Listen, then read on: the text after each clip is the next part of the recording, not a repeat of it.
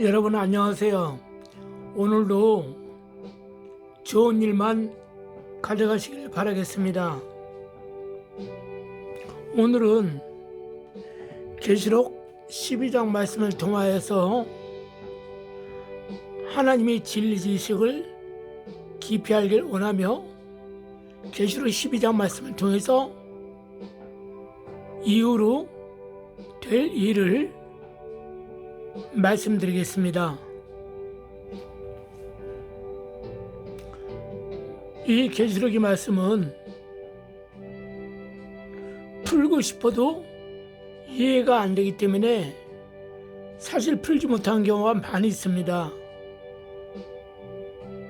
그러나 어느 정도 이해가 되는데도 불구하고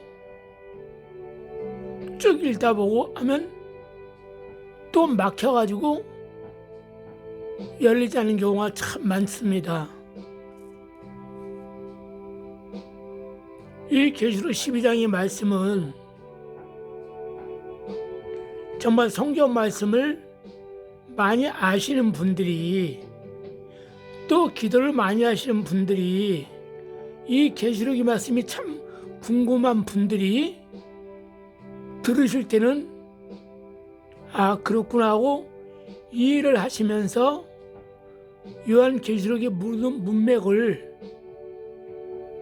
알 수가 있는데 그렇지 않으면 보통의 일반적인 생각으로 듣게 되면은 이상한 문맥으로 흘러나갈 수 있기 때문에 참 힘든 것이라 이거죠. 저도 이 요한계시록을 유튜브를 통해서 주의종들이 설교하는 것과 강의하는 것을 좀 들어봤는데 제 마음을 여름의 냉수처럼 시원하게 해주는 그런 것을 제가 들어보지 못했습니다. 그래서 이 말씀을 들으면서 기도하면서 성경을 전체적으로 파악하면서 하나님의 의도를 알게 됐고 마지막 날에는 아 이렇게 돼서 지구가 끝나는구나 이렇게 해서 영원한 성도는 천국에 들어가고 마귀와 더불어 속한 그 사단의 나라의 백성들은 다 지옥불에 들어가는구나 하는 결론에 도달했습니다. 그래서 이러한 소식을 함께 나누기 위해서 말씀을 드리겠습니다. 그리고 계시록 12장 말씀을 온전히 이해하기 위해서는 사실 계시록 12장 말씀이 이 주님이 다시 오신다고 약속하셨습니까? 거기에란 핵심적인 그러니까 우리 주님이 핵심적인 말씀이 어디에 있어요? 종말론이 그렇죠. 마태복음 24장에 있지 않습니까? 그리고 종말에 일어날 일을 아웃라인으로 설명한 사람들이 특별히 구약에는 다니엘 선지자가 있지 않습니까? 그 구약에 실질적으로 일어나는 일을 또 아웃라인으로 설명한 분이 바로 사도 요한입니다. 그러니까는 다니엘은 7년 대환란에 대해서 얘기하고 있지만 구체적인 내용은 사도 요한이 말하고 있습니다. 사도 요한이 말하고 있는 7년 대환란은 앞으로 될 일을 더 구체적으로 얘기한 것이 어디예요? 바로 예수님께서 마태복음 24장이라는 것이죠. 그래서 다니엘을 읽고 말세에 될 일에 대해서 다니엘이 본 것을 읽고 그 다음에 요한계시록 읽고 그 다음에 마태복음을 읽으면 이해가 오고 또 거꾸로 마태복음을 24장 읽어보시고 다니엘을 읽어보시고 요한계시록 읽어보시고 이런 식으로 해서 여러분들이 자꾸 읽다 보시고 이 세계에 돌아가는 모든 정세나 또 특별히 우리 기독교에 관해서 일어날 일들을 여러분들이 관심을 가지고 생각하다 보면은 우리 주님께서 사도 요한에게 주신 이 계시록의 말씀이 열리지 않나란 생각을 해봅니다. 그래서 이 요한계시록 12장이 열리려면 일단 여러분들이 11장을 또 봐야 됩니다.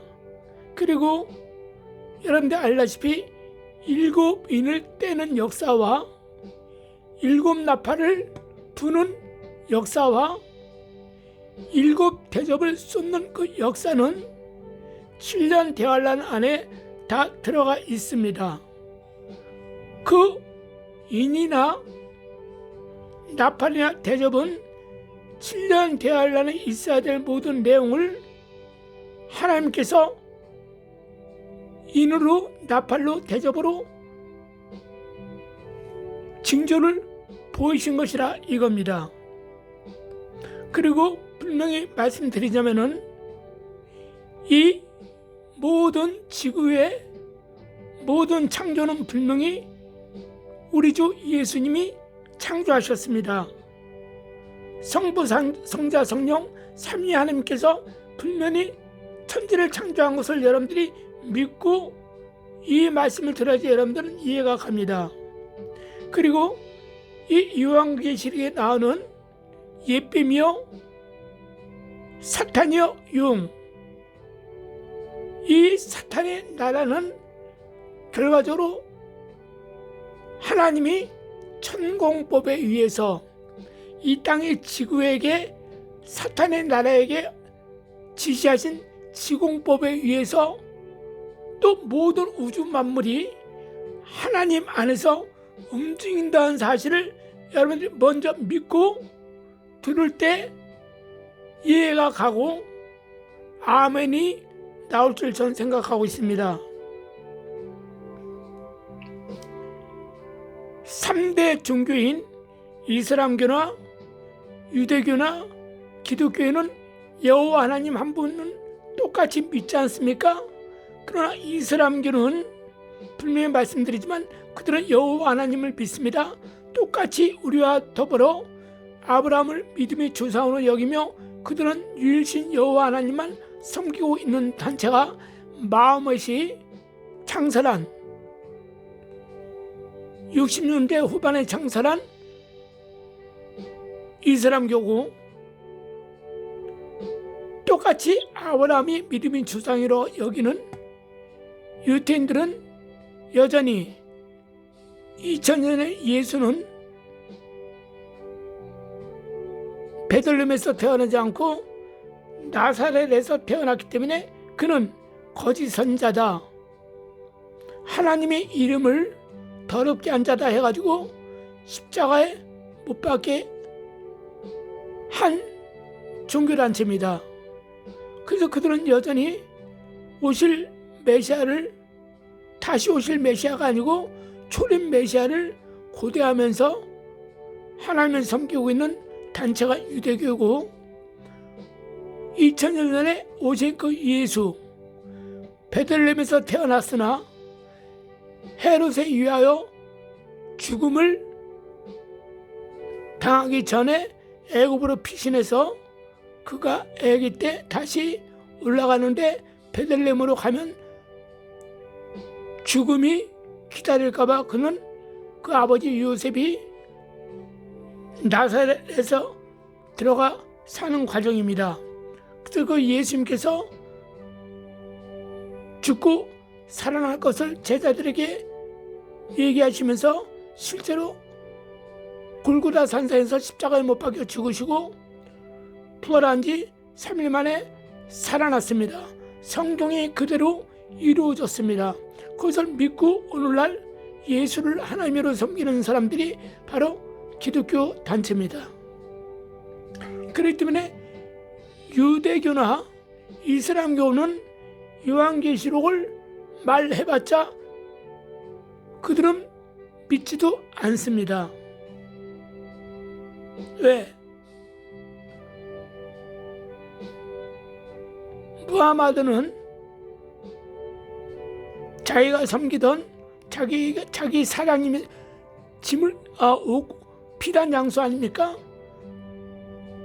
각양각색의 물건을 가지고 이스라엘 나라나 금방 나라에서 물건을 팔던 자가 이제는 자기 주인이 죽고 나서 그 주인이 아내 연상의 여인과 15살이나 더 먹은 연상의 여인과 결혼해서 그 여자의 돈을 가지고 그는 새로운 종교를 만들었습니다.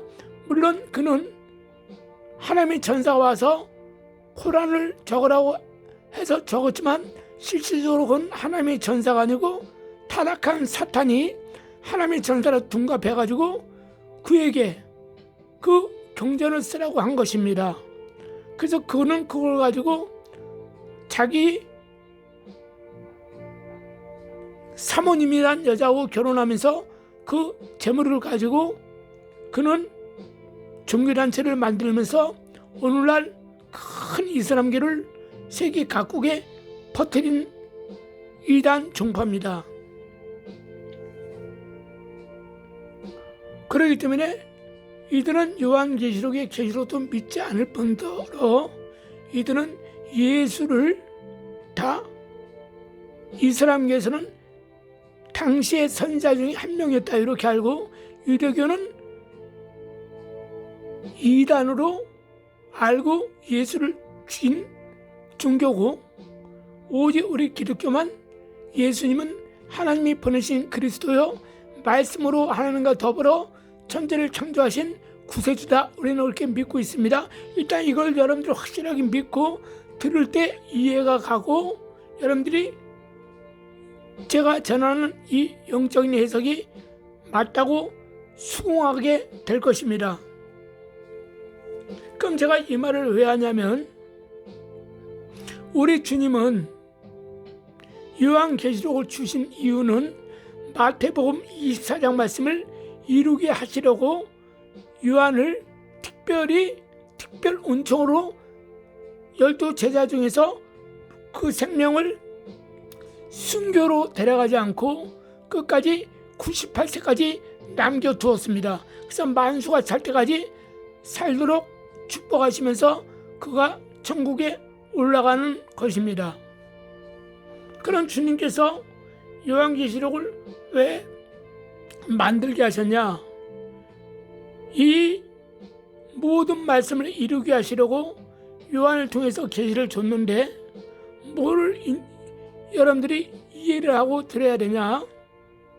이거 중요하기 때문에 말씀드리는 겁니다. 우리 예수님의 최대의 관심은 하나님을 믿고 예수 그리스도를 믿음으로 하나님이 세상을 이처럼 사랑하사 독생자를 주셨으니 이는 저를 믿는 저마다 멸망치 않고 영생을 얻게 하심이라. 또 그 이름을 믿는 자들에게는 하나님이 자녀가 되는 권세를 주셨으니 이는 육정이나 혈통으로 난 것이 아니고 하나님의 뜻으로 난 자들이니라. 하나님의 뜻이 아니면 예수를 믿을 자가 없느니라 하고 우리 주님은 각양각색의 말씀으로 공생의 기간에 제자들에게 가르쳤습니다. 이것은 뭡니까? 요한계시록은 쉽게 말해서 마지막 말세에 대한 징조는 주님께 이스라엘 나라에 대해서 증거하고 있는 것이고 절대 이방인들을 위해서 증거한 것이 아니에요. 본 자손 야곱의 12지파와 그에 해당하는 이스라엘 모든 백성들에게 관심을 가지고 요한계시록을 써 내려간 것입니다. 만약에 이방인들 위해서도 이것을 썼더라면 사도 바울이 계시를 받아서 썼겠죠. 아니면 베드로와 사도 요한과 사도 바울이 세 명이 합작해서 계시록을 썼을지 모르죠. 그러나 유독 사도 요한만 밤모섬에서 이 요한계시록을 하나님께서 주신 목적은 무엇입니까? 바로 야곱의 아들들 12지파의 이름과 또 예수님의 제자 12명의 이름을 드러내면서 말세의 징조를 가르치고 말세에 완전히 일어날 일을 얘기하고 있는 것입니다. 그러므로 요한계시록은 이방인들에게 전해주는 말이 아니고 장차 이스라엘 나라에 올 구원과 멸망과 영생에 대해서 사도 요한에게 계시록을 보여주면서 알려주는 것입니다. 이 이스라엘 나라에 전해주는 이 계시를 통해서 우리 이방인으로서 돌 감람나무인 우리 성도들이 여기에 접붙임 받았기 때문에 우리도 영적인 이스라엘이라 생각하고 이 말씀을 받는 것입니다. 그래서 이 말씀은 실제적으로 영적인 이스라엘보다도 바로 육적인 이스라엘 12지파의 오늘날 이스라엘 사람들에게 주기 위한 최후의 멸망의 날을 오기까지 정신 차려서 예수를 구세주로 영접해서 믿어라 하는 그 깊은 메시지가 숨겨져 있는 것을 아시고 들으시길 바라겠습니다. 그리고 이 전쟁 7년 대환란에 있을 이 전쟁이 아마겟돈 전쟁이라고 하기도 하고 무기토 전쟁이라고 하죠. 또한 전 세계 3차 대전이라고 얘기도 하지 않습니까? 이게 세 개라 다 맞습니다. 그런데 우리 주님은 이 전쟁을 일으키는 장본인들이 누구예요? 그렇습니다. 이스라엘 주변의 중동 국가들입니다. 그러니까 계시록 12장의 중간쯤에 나오면은 7머리와 10뿔 가진 짐승이 있습니다. 7머리는 각각 멸관을 썼고 그 중에 또 10은 뿔이 있습니다. 총 다 합해서 17개의 국가가 될 것이라고 예언하고 있죠. 그래서 그 뿔들은 그 머리들은 이스라엘과 가장 근접한 이슬람 교회에서 가장 큰 나라들입니다. 예를 들어서 사우디아라비아나 이란이나 이라크나 이렇게 중동에서 힘이 센 군사적으로 경제적으로 힘이 센 그 7개의 나라 7머리 그들이 다 멸류관을 쓰고 있지 않습니까? 그러니까 중동에 그들이 어떻게 해요?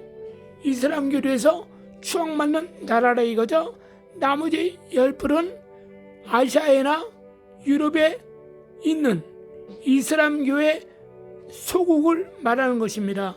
이들이 10 조그만 나라가 이스라엘 나라와 전쟁을 할 때 그 전쟁을 봉출소를 일으킨 그 주변 국가의 7국가를 도와서 합세해서 이스라엘을 침공하는 겁니다. 그게 전 세계 3차 대전의 시초가 됩니다. 그렇게 함으로 말미암아 이스라엘이 많은 어려움을 당하면서 어떻습니까? 나중에 이제는 다시 유럽이나 미국이나 대한민국의 아시아의 원조를 받고 해서 그들과 함께 싸웁니다. 그리고 마지막 날에는 어떻습니까? 모든 것이 다 끝납니다. 이게 뭐냐? 또 영적으로 봤을 땐 그들이 이스라엘 나라에는 지금 유태교니까 그들은 관심을 안 갖습니다. 왜요? 자기들처럼 자기들 나라처럼 예수를 믿지 않기 때문에 어차피 그네들은 이렇게 살다 죽으면 어떻게 심판대에 올라가면 지옥 갑니다. 물론 예수를 한 번도 듣지 못한 이북의 북한에 있는 주민들처럼 이스라엘에서도 예수에 대해서 전혀 모르는 사람들이, 복음을 듣지 못한 사람들은 올라가면 주께서 알아서 판단하시겠지만, 그러나 예수가 구세주다, 예수 믿으세요, 이렇게 복음을 듣고도 너나 믿어 이렇게 하는 자들은 다 유대인이 이스라엘의 지 할아버지라도 다 지옥 보냅니다.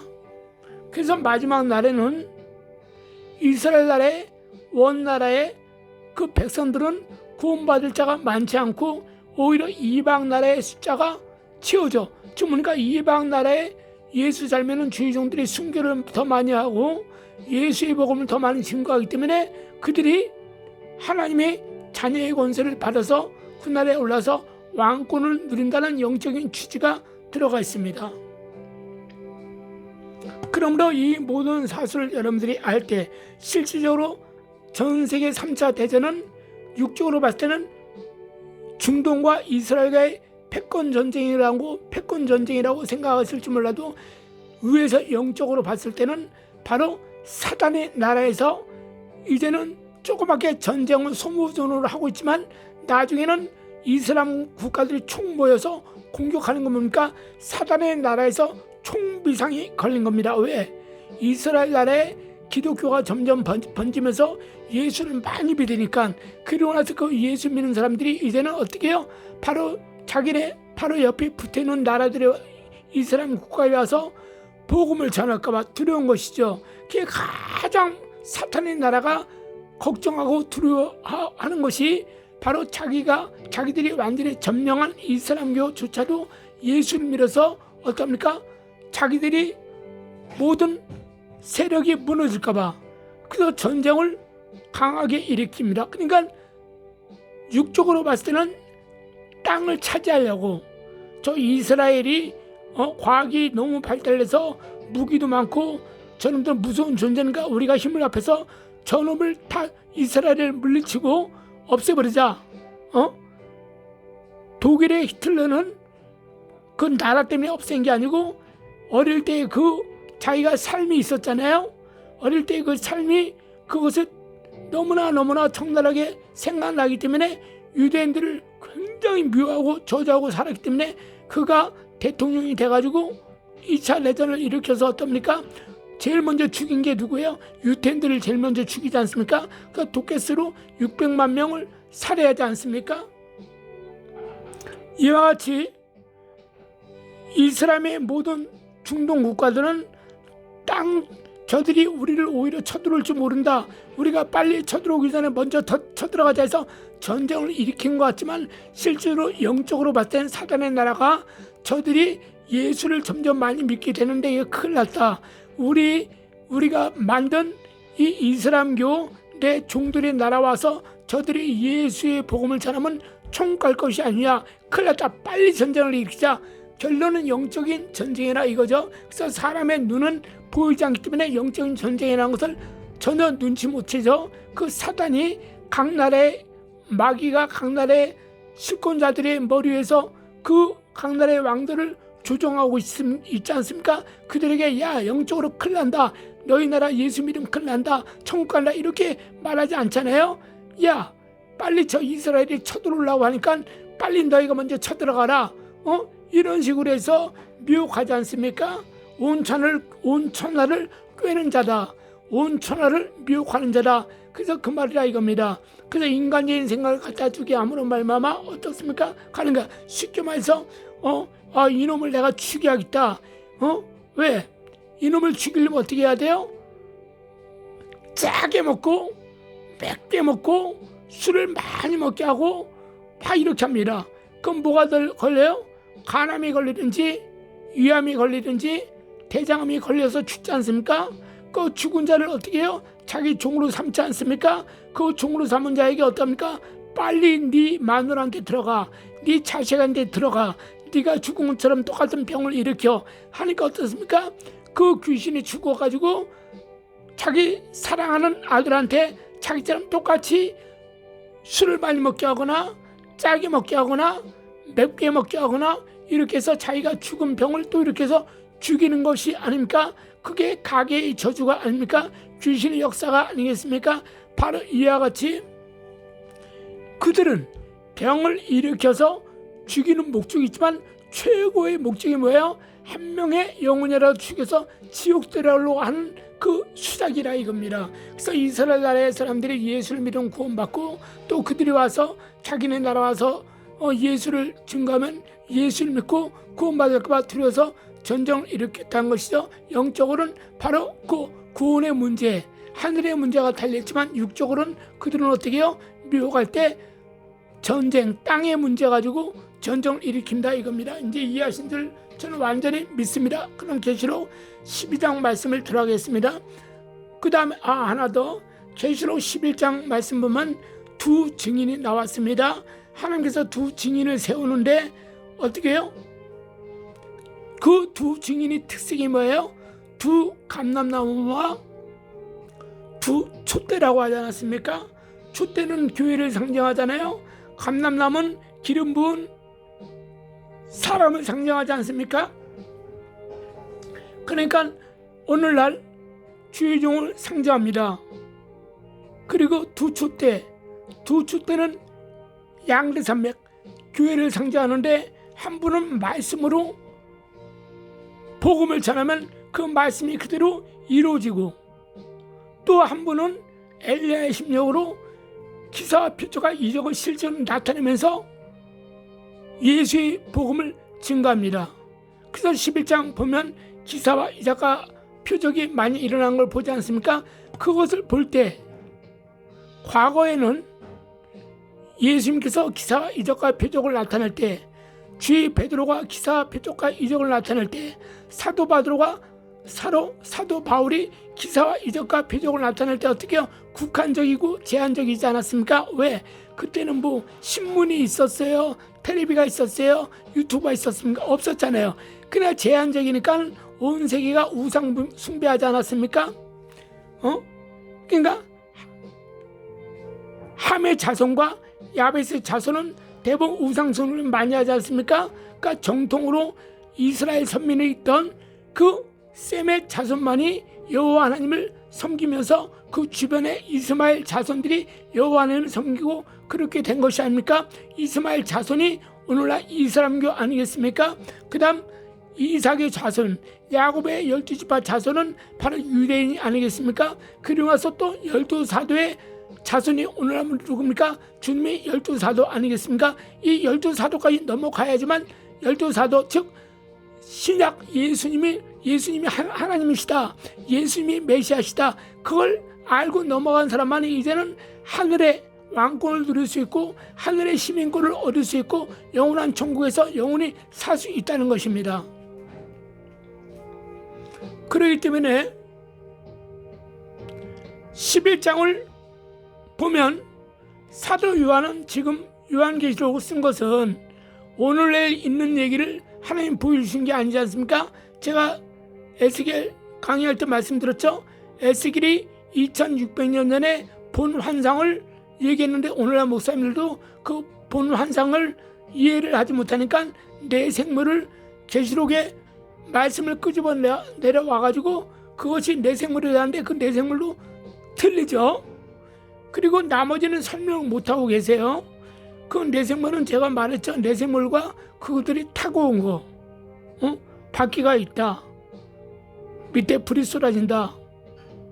그건 뭐예요? 우주선을 본 것이 아닙니까? 그 우주선과 주위 상황을 본 것을 에스겔은 설명 못한 거예요. 사도 요한의 계시록을 보면 어떻게 해요? 꼬리에서 불이 나가고 침을 쏘는 것 같이 정갈이 꼬리로 침을 쏘는 것 같이 쏘고 앞에서 불이 나가고 하는 표현을 합니다. 그것이 오늘날 우리는 금방 이해를 하잖아요. 전폭기다, 탱크다, 불이 번쩍번쩍 하는 거야. 그러니까 오늘날 우리가 또 쉽게 이해를 하잖아. 아, 저게 드론이구나. 드론이 쫙 날라서 터뜨려서 살상을 해버리지 않습니까? 그러니까 여러 가지 우리가 성경을 보는데 시대 이렇게 넘어가면서 이해를 금방 하면서 성경이 또 열리는 것이 아니겠습니까? 그와 마찬가지로 계시록 11장을 보고 그 본 것은 어떻게 죽었다가 두 증인이 살아나서 구름으로 올려가시지 않습니까? 예수님께서도 감람산에서 500명이 보는 가운데서도 40일 동안 부활하시고 사흘 만에 부활하시고 40일 동안 두루 땅에 돌아다니면서 제자들에게 하늘의 비밀을 말씀하시면서 40일이 지난 이후에 감람산에서 어떻게 해요? 구름 타고 올라가시지 않습니까? 너희가 본 그대로 다시 내려온다고 천사가 그 500여 명에게 말하지 않습니까? 그걸 보고 어떻게 해요? 주님께서 시킨 대로 120문도가 마가의 다락방에서 기도만 했더니 그들에게 하늘의 은사가 와가지고 복음을 전하는 사건을 사도행전에 2장부터 쭉 나오지 않습니까? 이와 같이 이스라엘 모든 백성들이 또 온 세계에 있는 모든 사람들이 이제는 어떻게 해요? 위성을 통해서 그 두 증인이 죽고, 그러니까 모세가 10가지 재앙을 일으킨 것처럼 각양각색의 재앙을 일으킨 것을 해외 토픽이나 뉴스에 다 나올 거예요. 그리고 나서 어떻게 해요? 그들이 정말 또 죽었다가 살아나서 올라가는 광경, 그것도 또 다 보게 될 것입니다. 그때 이방인 그리스도인들은 하나님께 감사의 눈물을 흘리면서 예수 믿게 해주신 거 정말 감사하다 하면서 더 많은 사람에게 복음을 증거할 때 그들로 눈으로 봤고 귀로 들었잖아요. 두 증인의 사건에 대해서. 그러니까 그때는 마지막으로 주님께 많이 돌아옵니다. 그때 되면 그 복음의 시기가 있어요. 우리나라도 어떡합니까? 60년대, 70년대, 특히 80년대부터 많은 사람이 돌아오지 않습니까? 왜? 가난한 사람이 예수를 믿으니까 잘 되는 거야. 병든 사람이 고치를 받고 건강히 사는 거야. 이것을 많이 보니까 교회가 점점 늘어나요. 성령 운동을 여의도 순복음교회가 하지 않았습니까? 그 여의도 순복음교회 조영규 목사님이 성령 운동한 데부터 대한민국의 모든 교회는 어떻게 해요? 다 정신 차려가지고 주여 주여 이렇게 했던 사람들이 이제 쫙 하고 기도원이 막 잘 돼가고 막 70년대 후반부터 막 80년대 이르기까지 굉장하지 않았습니까? 90년대 초까지 그 성령 역사가 크게 일어나지 않았습니까? 오늘날 사탄의 무리에게 잡혀가지고 목사들이, 가짜 목사들이 성경책을 펴들고 어디서 베껴가지고 가르치는지 몰라도 그럴싸하게 포장해가지고 설교를 잘해요. 잘하면서 능력이 없어요. 그러니까 그들이 어떻게 해요? 방언하면 이단이다, 병 고치면 이단이다, 귀신 쫓으면 이단이다, 부르짖으면 잘못된 거다. 야이 미친놈들아, 뭐하러 부르짖냐? 그건 옛날에나 있었던 거야. 왜 부르짖어? 아프면 병원 가, 아프면 약국 가, 뭐하러 약을 먹냐? 이렇게 가르치는 목사들이 이제는 수만 나오기 때문에 어떻게 해요? 지금은 이제는 기도원이 타락해서 안 되고 교인들이 타락해서 안 돼요. 기도원에 가는 사람이 별로 없어요.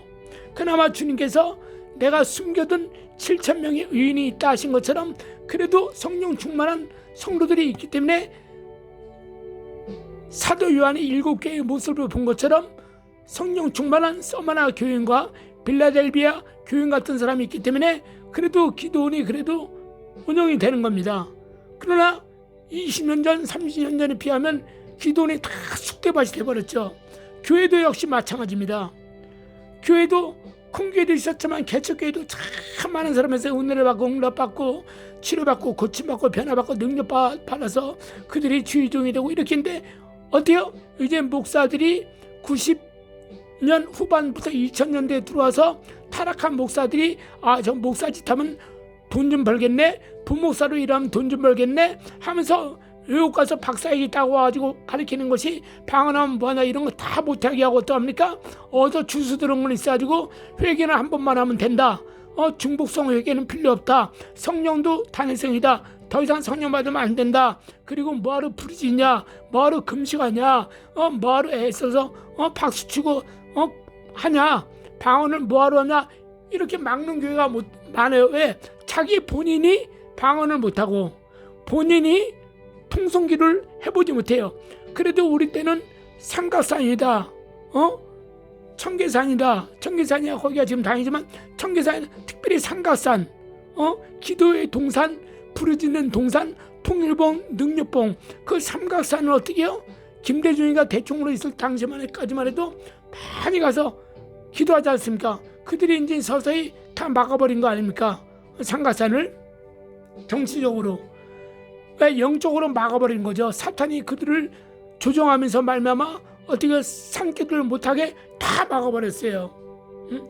그나마 지금도 몰래 올라가서 그 철조망 뚫어진 데서 올라가서 기도하신 분들이, 사명이 있는 분들이, 나라 민족을 위해서 기도하신 분들이 몇 있으시겠죠. 그러니까 우리 때만 해도 정말 자리가 없을 정도로, 왜 그 꼭대기 올라서 기도하는데 몇 명이나 가서 기도하겠어요? 한 20명만 있으면 꽉 차잖아요. 그 꼭대기 거기 뭐 평평한 곳이 몇 군데 없잖아. 그러니까 겨울에 거기서 비닐로 뒤집어 쓰고 추운 날 기도하고 오고, 그리고 작정 기도하신 분들은 우산이라고 가지고 올라가서 우산 맞고 기도하고, 그렇게 했단 말이죠 옛날에는. 그러나 원수마귀가 거기까지 막았기 때문에 이제는 마귀 입장에서는 성공한 거죠. 그러다 보니까 기도가 시들시들해지고 하다 보니까 어떻습니까? 이제는 타락해가지고 목사들 자신이 그렇게 가르치니 거기에 있는 성도들이 뭘 배우겠어요? 그러니까 이 요한계시록도 사실 열리지 않은 거예요. 그냥 분필로 칠판을 쓰면서 어디서 배워가지고 와가지고 적는데 맞지 않는다는 거죠. 정말 주님이 원하신 요한계시록을 가르치는 게 아니라 그냥 설레설레 가르쳐요.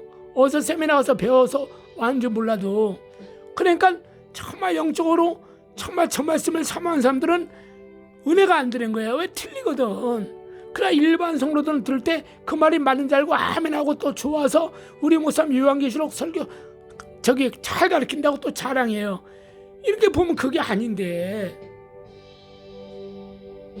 여러분들, 그렇기 때문에 전 세계 사람들이 두 증인이 죽음과 부활을 보고 공중에 구름 따라 올라가는 걸 봅니다. 그걸 보면서 많은 이방인의 그리스도인들이 힘을 얻어서 복음을 전대해요. 그게 또 황금기예요. 복음의 황금기가 이제 또 오게 되어 있습니다. 마지막에 주께서 교회를 한번 더 열어주심이라, 두 증인을 통해서. 그러고 나서 두 증인이 끝나면 이제 어떻게 본격적으로 후 3년 만에 대환란이 일어납니다. 자, 그러면은 요한계시록 12장 말씀은 딱 잘라서 뭐냐? 전 3년 반, 후 3년 반에 그것을 쭉 이어서 얘기하고 있어요. 12장 말씀 보면 간결하잖아. 그 문장이 길지 않잖아. 근데 거기에는 숨은 비밀이 많이 있습니다. 그리고 그 안에는 전 3년 반과 후 3년이 있습니다. 그리고 여러분들 계속 12장 말씀 보고 이제 13장 제가 또 말씀드리겠지만 13장의 핵심적인 키포인트가 뭐예요? 그렇죠? 666 표죠. 누구든지 이마에나 오른손에 그 표를, 짐승의 표라 그랬잖아요. 사람이 있으니 이 지혜 있고 총명한 자는 그 수를 세어봐라. 짐승의 수니 606인데 그 수가 사람의 수라고 그러지 않습니까? 그것을 풀어야 된다 이거예요.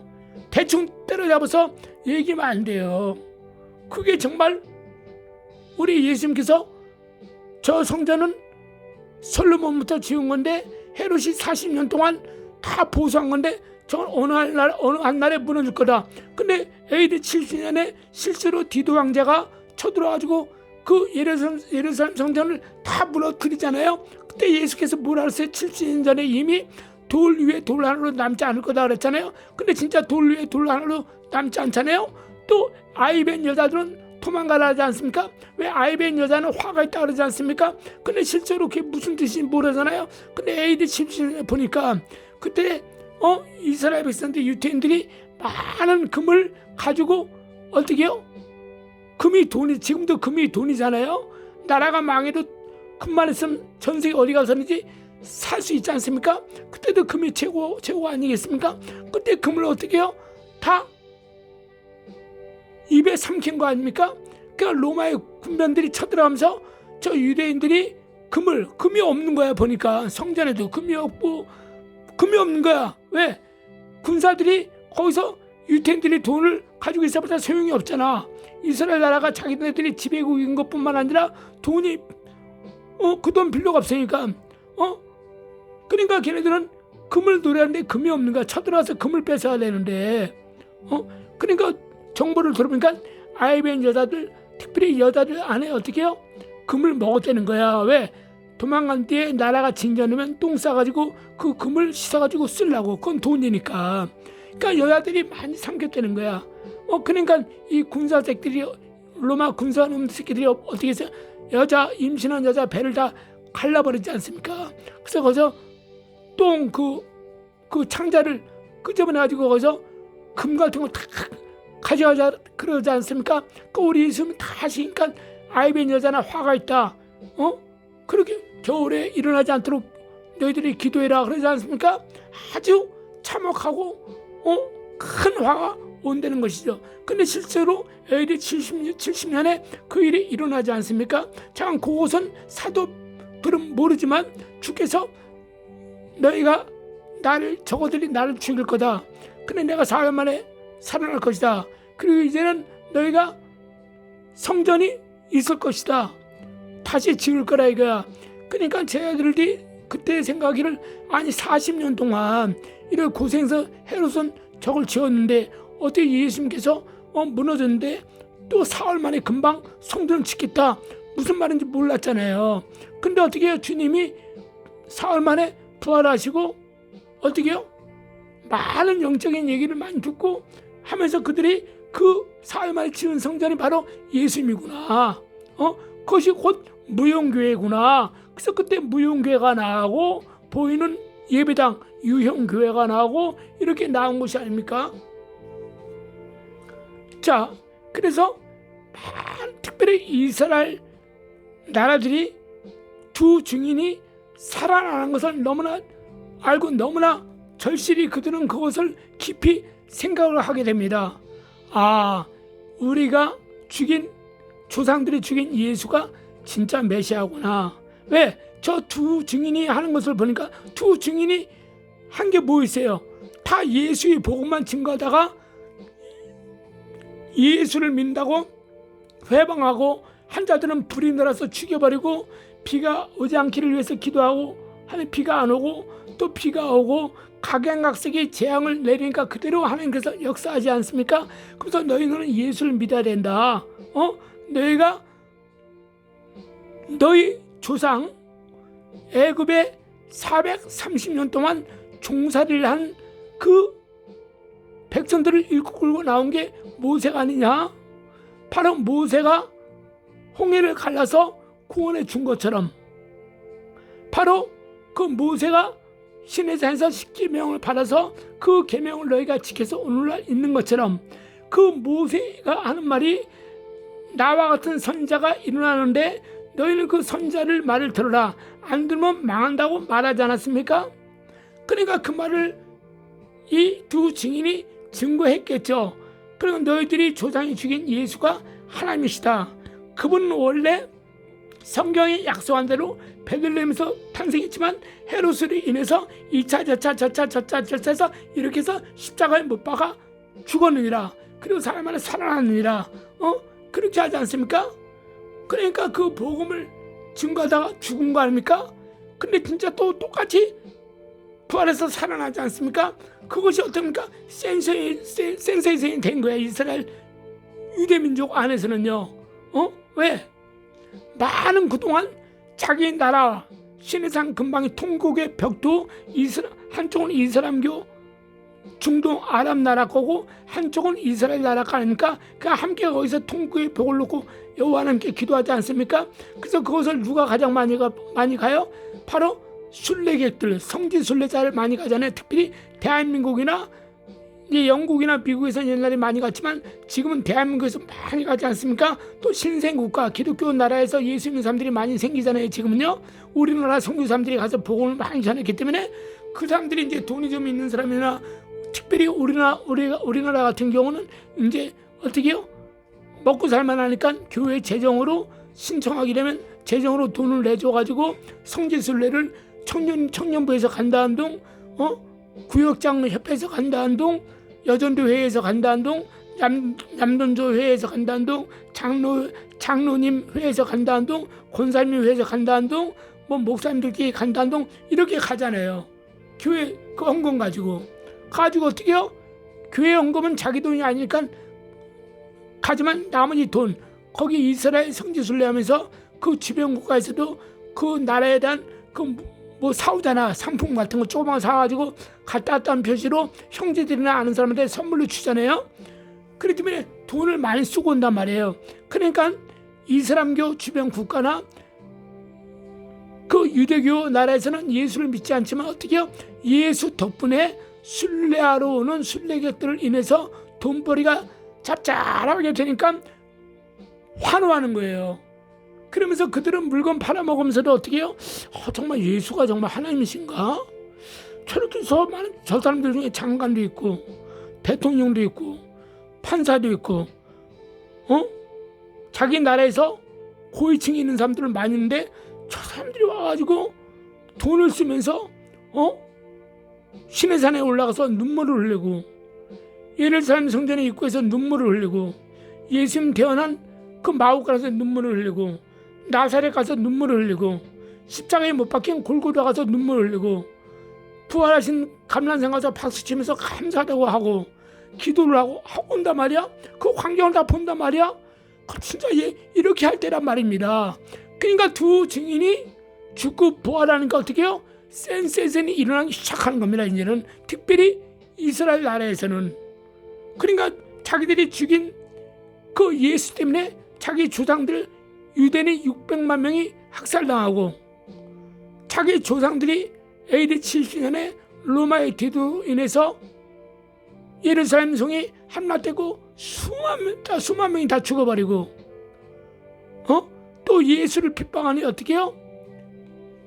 유대인들이 로마의 종노릇을 계속하고 그러니까 그 모든 역사를 알기 때문에 이들은 거기서 가만히 생각하고 곰곰이 생각하는 거예요.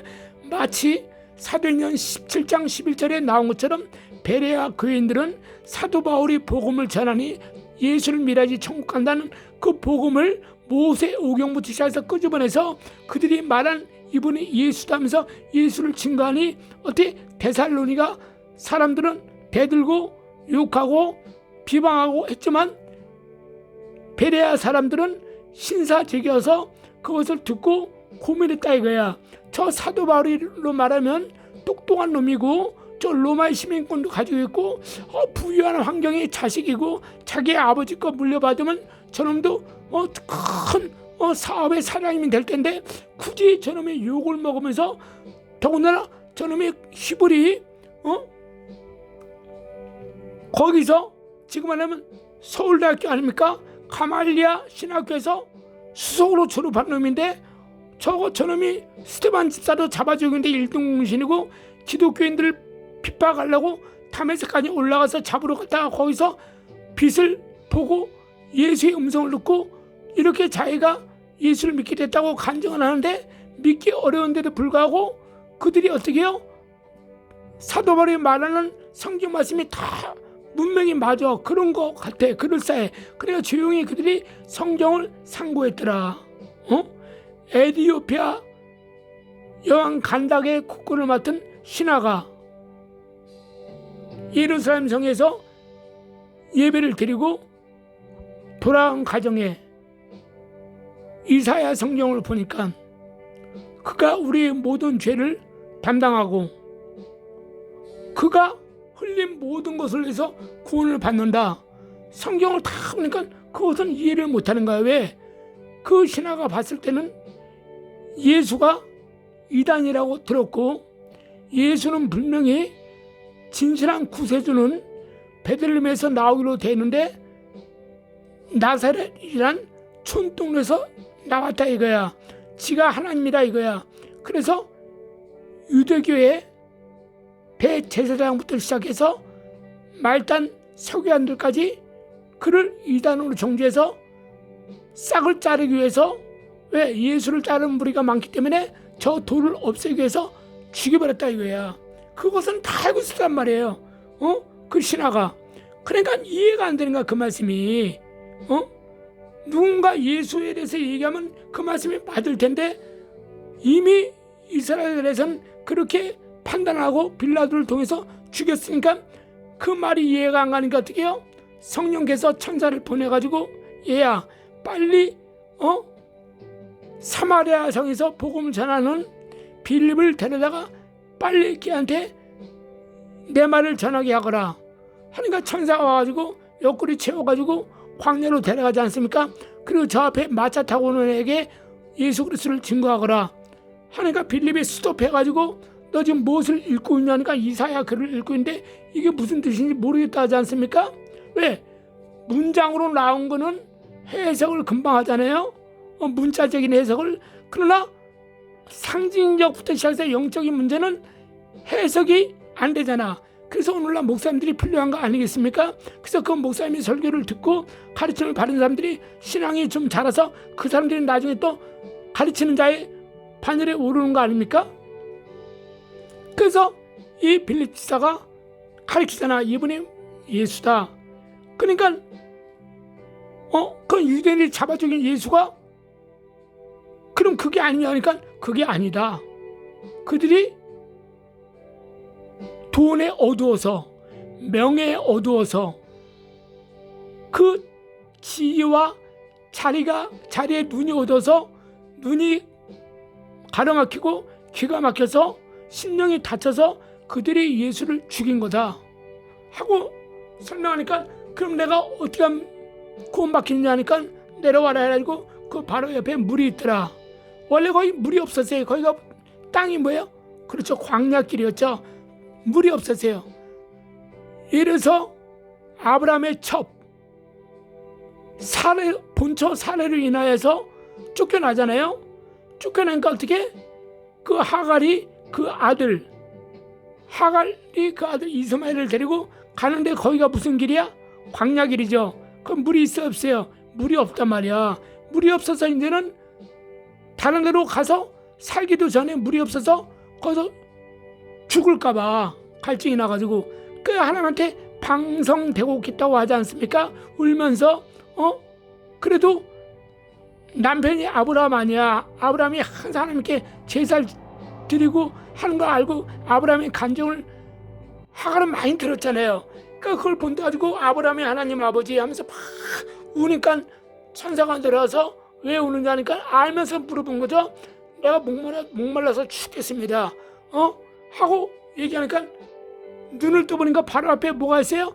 물샘이 있더라. 그래서 그 물을 먹고 떠나지 않습니까? 그거 똑같은 겁니다.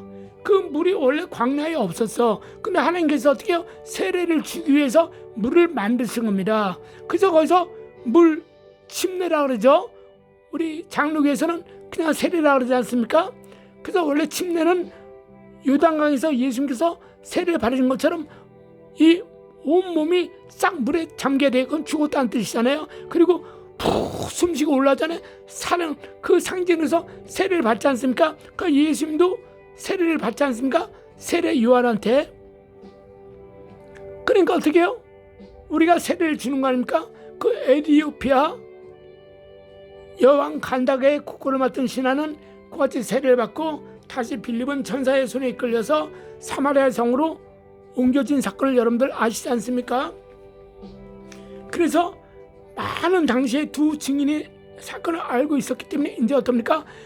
그래서 이스라엘 대한민국이나 수많은 나라에서 성지순례 오는 게 진짜 예수가 하나님이구나.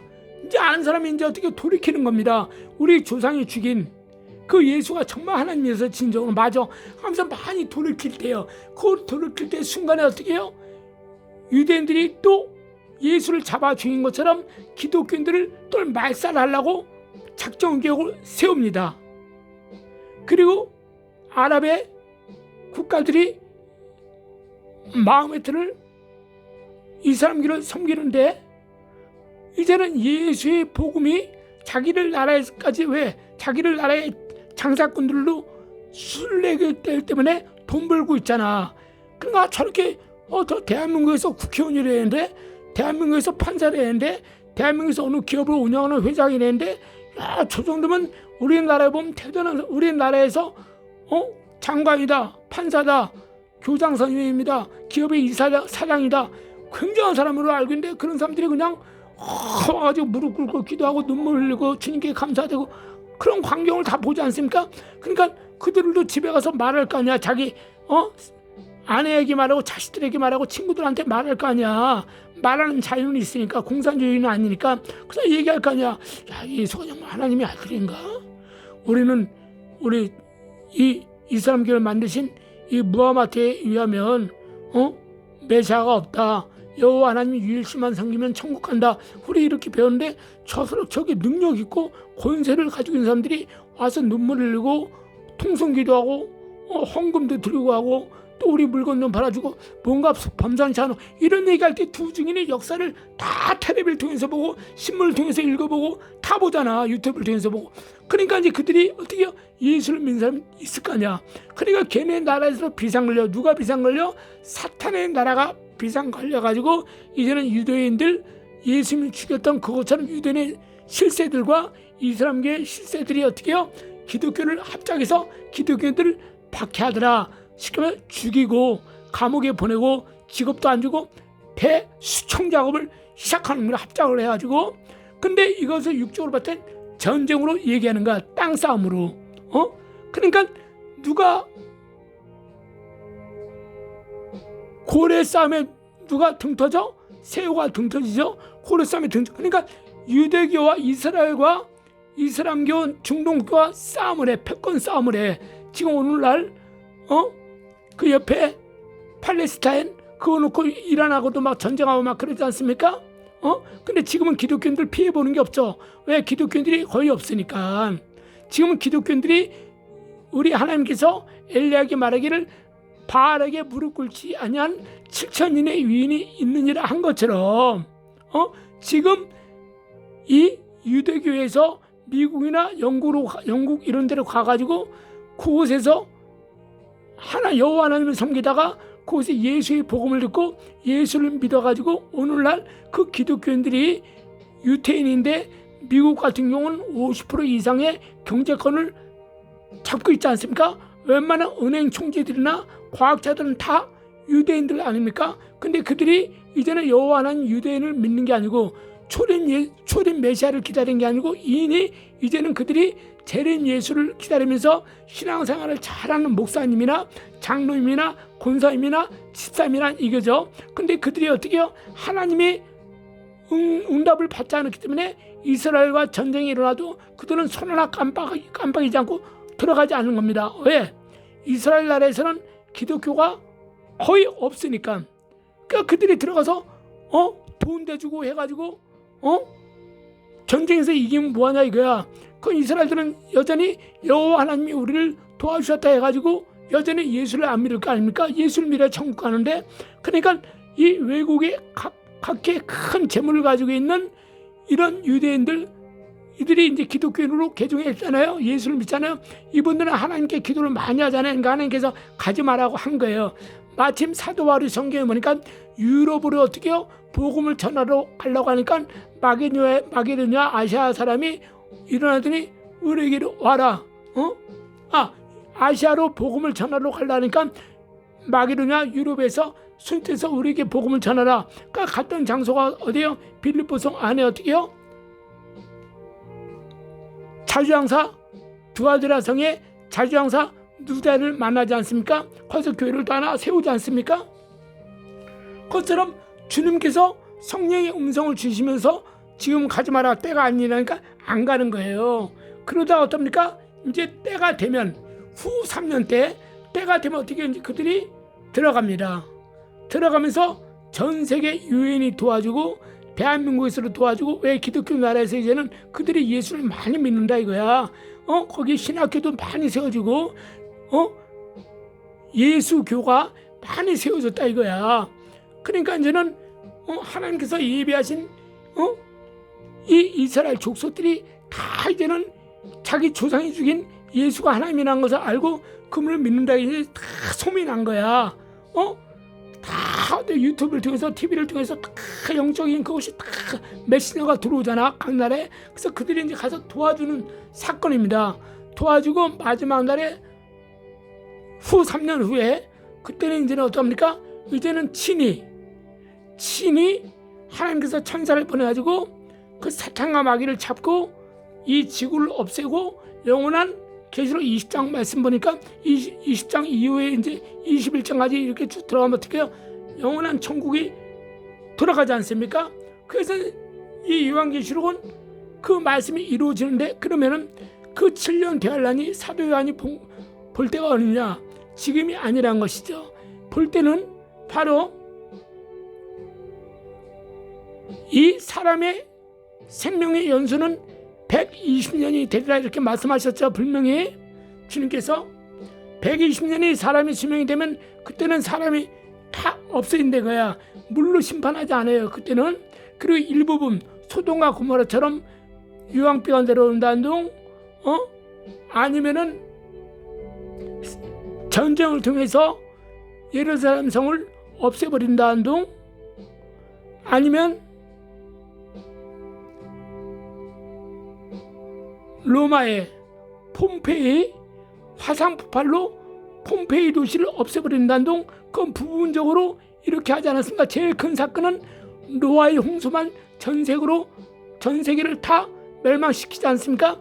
노아의 8 식구와 짐승들 암놈 순놈만 해가지고 3층 배를 만들어서 그들만 구원시키지 않습니까? 그런데 어떻게 됩니까? 마지막에는 불로 완전히 다 태워버린다는 것입니다. 태워버리기 때문에 그땐 지구란 행성이 아예 없어져 버리는 것입니다. 그리고 이제는 세상이 종말이 끝나요. 그러면 그게 언제라고? 120년. 지금은 어떤 나라는 120세까지 사시는 분이 있고 어떤 나라는 아직까지 60살, 70살까지 살고 있지 않습니까? 왜? 개발을 하지 못한 가난한 나라들 그렇잖아요. 일찍 죽잖아. 우리나라 옛날 사람들처럼. 그 우리나라 옛날 사람들도 일찍 죽으니까 60세 먹으면 한갑잔치잖아요. 오래 살았다 이거야. 지금 한갑잔치 해주는 사람 있어요 없어요? 우리나라 없죠.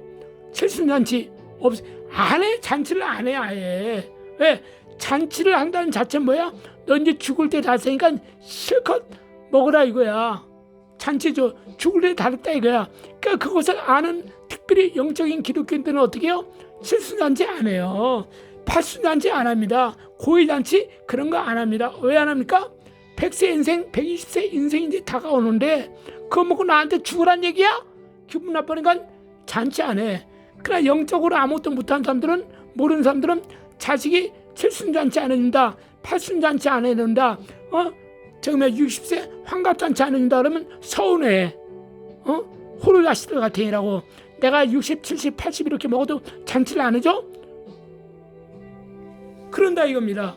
그러나 영적인 사람들은 나한테 죽으란 말이냐? 원하지 않는 거예요.